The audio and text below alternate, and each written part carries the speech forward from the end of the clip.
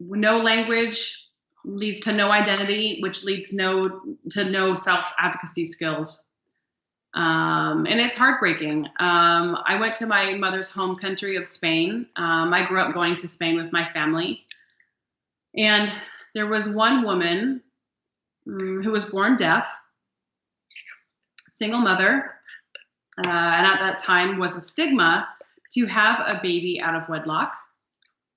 So she was picked on because, she basically had a baby out of wedlock, as well as the baby being deaf. And she didn't have any language. So,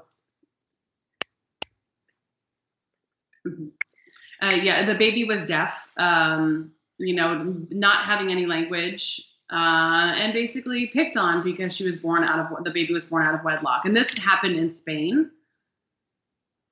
And I witnessed that, she was an older woman. Let's see, I was probably 18 at the time. She was maybe in her 30s. And she gestured a lot. She knew I was deaf as well. There's always that deaf bond of, I'm deaf, you're deaf.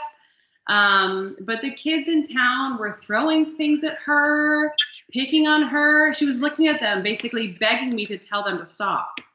So I told them, hey, knock it off. Get out of here, knock it off. But it was heart-wrenching. There was no support for her. She didn't have the deaf community there. She didn't have any language. She was so isolated. That is the worst thing you could do to a child, is just withholding language from them, sign language specifically. So yes, I've seen it with my own eyes. That was an example of another country, but this does happen here in the States as well.